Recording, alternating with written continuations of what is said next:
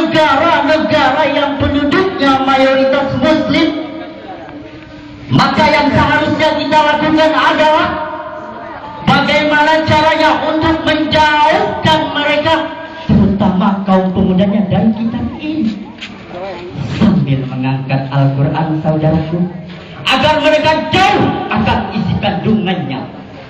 Namun selama mereka masih berpegang teguh pada Al-Quran, selama itu pula kita tidak akan mampu mengalahkan mereka. Saudaraku, jadi pidato yang telah kita dengarkan tadi, maka pantas kalau bangsa Eropa sangat cemas akan ketidakberhasilan mereka untuk menguasai negara-negara yang penduduknya mayoritas muslim. Karena adanya semangat Islam yang sangat kuat. Semangat inilah yang harus kita pertahankan dan kita tanamkan pada generasi-generasi muda kita dari masa ke masa. Sehubungan dengan hal tersebut, saudaraku, timbul pertanyaan yang besar di hati kami. Bagaimana caranya membangun karakter bangsa sebagai benteng pembangunan masa depan bangsa yang berpegang teguh pada Al-Quran, mencintai Al-Quran, mengamalkan isi kandungan Al-Quran, serta bangga pada Al-Quran. Hal inilah, saudaraku, yang menjadi topik pembicaraan kami, membangun karakter bangsa perspektif Al-Quran dengan landasan Al-Quran surat Ali Imran ayat 104 yang akan dibacakan oleh rekan kami sebagai berikut.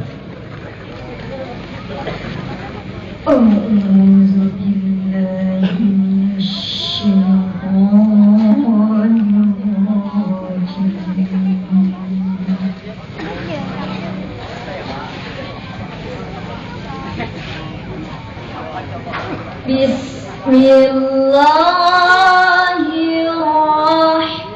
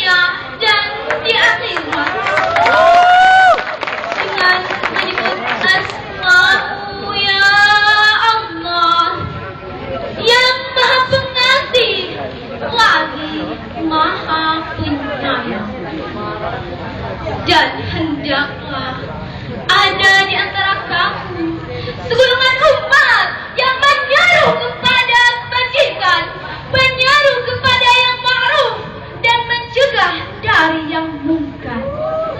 Merekalah orang-orang yang beruntung.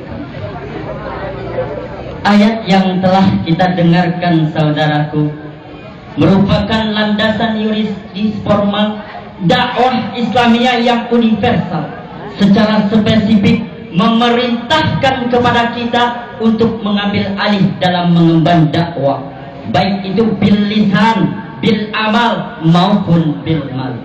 Menurut Profesor Dr. Muhammad Quraisyah MA di dalam kitabnya Al-Misbah volume 2 halaman 79 memaparkan makna dan hakikat ayat ini dengan jelas, yang secara ringkas dapat kita intisarikan sebagai berikut, bahwa setiap pribadi muslim harus mengemban dakwah Islamiyah, pencerahan universal untuk mengimplementasikan nilai-nilai ilahiyah, baik untuk dirinya, keluarganya, maupun masyarakat sekitarnya, sehingga terwujudnya rahmatan lil alamin yang komprehensif atau menyeluruh.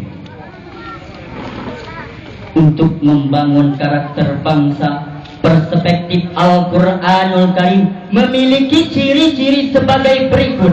Yang pertama, kuat baik secara fisik maupun mental spiritual. Allah Azza wa Jalla berfirman di dalam Quran surat Al-Qasas ayat 26 sebagai berikut.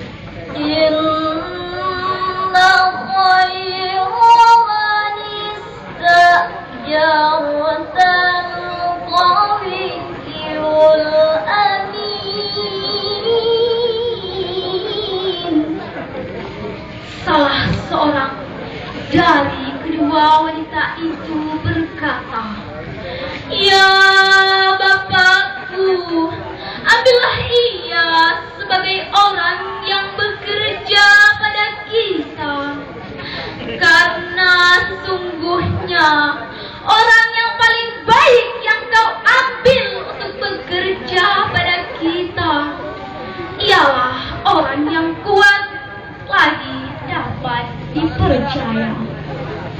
Sababun nuzul ayat tersebut, hadirin, berkisahkan Nabi Musa alaihi salam yang ketika itu masih remaja.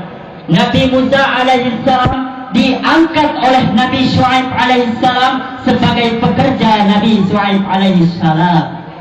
Perlu kita ketahui saudaraku, bahwa Nabi Musa alaihi salam adalah figur pemuda yang ideal. Di dalam dirinya terdapat dua sifat yang positif, yakni kuat dan dapat dipercaya. Menurut Profesor Dr. B.J. Habibie, mantan presiden kita, memaparkan ada 5 kelemahan yang harus kita waspadai pada generasi muda kita saat ini, yaitu lemah fisik, lemah harta, lemah akhlak, lemah ilmu, dan yang sangat kita khawatirkan adalah lemahnya akidah. Kenapa demikian, saudaraku? Karena apabila generasi-generasi muda kita saat ini akidahnya lemah, maka akan mudah terkena pengaruh dampak negatif globalisasi saat ini. Sebagai bukti, tidak sedikit para kaum pemuda kita yang terbius budaya mabuk-mabukan, menggunakan narkoba, melakukan kekerasan di mana-mana, bahkan sampai melakukan seks bebas.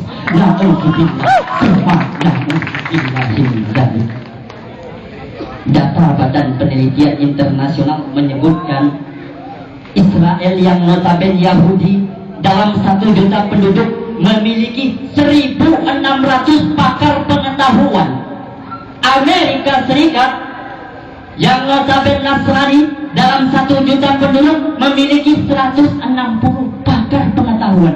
Sedangkan kita, negara Indonesia yang mayoritas muslim terbesar di dunia, dalam yang notabene mayoritas muslim, hanya memiliki 65 pakar yang muslimnya hanya 6 orang.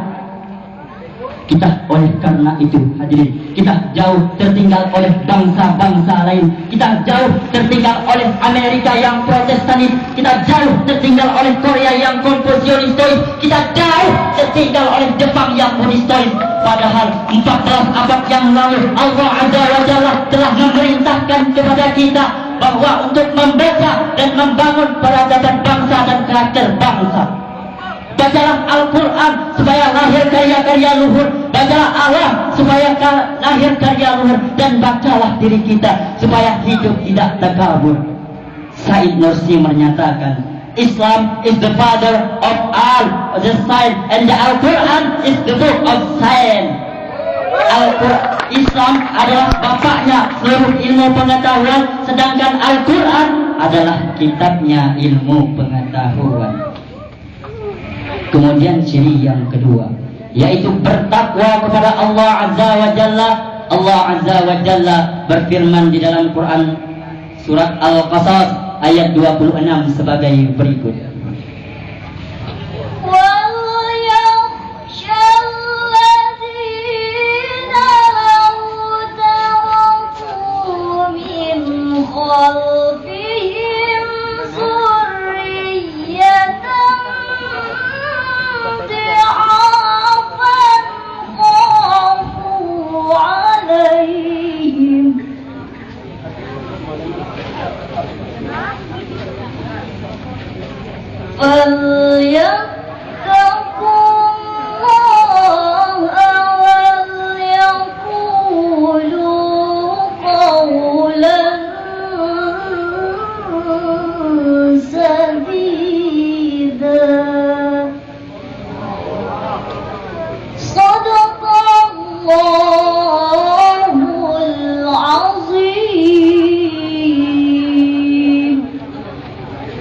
Dan hendaklah takut kepada Allah.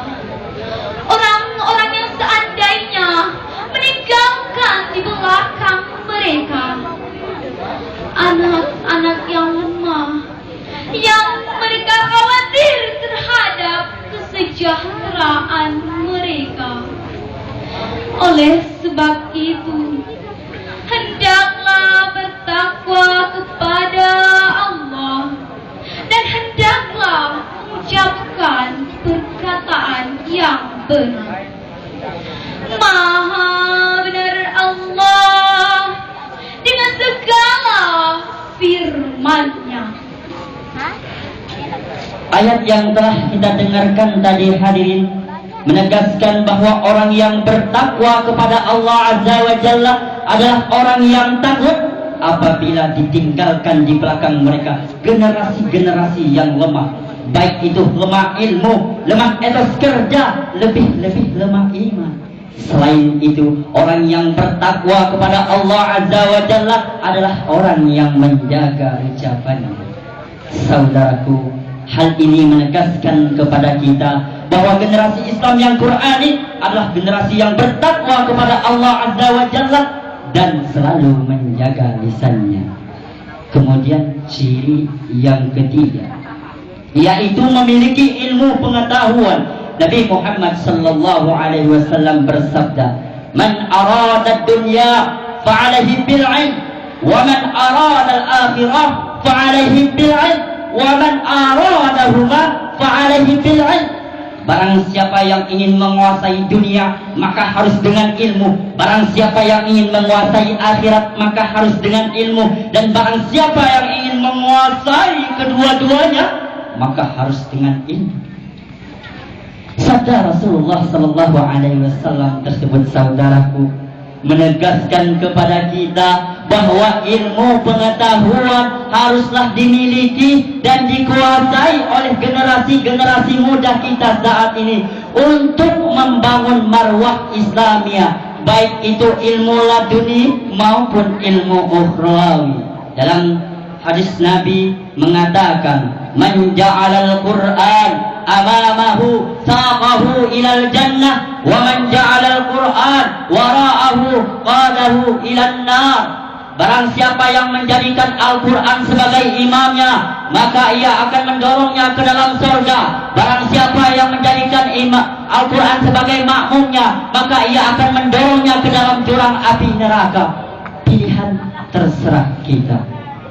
Albert Einstein mengatakan, "Science without religion is blind, but religion without Islam." Ilmu tanpa agama akan buta, dan agama tanpa ilmu akan lumpuh. Napoleon, seorang orientalis kebangsaan Prancis, mengatakan, the principle of Quran which alone of tradition can lead man to happiness. Al-Quran adalah prinsip dan satu-satunya kitab suci yang mampu mengantarkan kepada kepulauan dan bahagia. Dewan Hakim yang kami hormati, kaum muslimin wal muslimat yang dirahmati Allah Azza wa Jalla. Sebelum kami mengakhiri syarahan pada kesempatan kali ini, dapatlah kami petik sebuah kesimpulan bahwa untuk membangun karakter bangsa, perspektif Al-Quranul Karim memerlukan usaha-usaha yang semaksimal mungkin dan sinergi yang sangat kuat dalam memahami ciri-ciri Islam yang Quran yang sesuai dengan tuntunan Allah Azza wa Jalla dan baginda Rasulullah sallallahu alaihi wasallam, dan sesuai dengan tema kita pada yang dibawa ini. Mari kita tingkatkan iman dan ketakwaan kita kepada Allah Subhanahu wa taala dengan cara gemar membaca Al-Quran, dan semoga negara kita menjadi negara baldatun thayyibatun wa rabbun ghafur. Terakhir dari kami, Dengan ilmu hidup menjadi indah. dengan seni hidup menjadi indah, Dengan cinta hidup menjadi bergairah. dan dengan agama hidup menjadi terarah. Hanya ini yang dapat kami sampaikan. Kayu belian bukan hasil jarahan. Dibuat atap agar tidak terlipat. Demikian penyampaian syarahan. Mohon maaf atas segala kehilafan. Beli durian bukan hasil jarahan. Dibelah menantu dibuat kolak. Demikian penyampaian syarahan. Jika nomor satu kami tidak nolak. Wallahul muwaffiq ila aqwamit thariq. Assalamualaikum warahmatullahi wabarakatuh.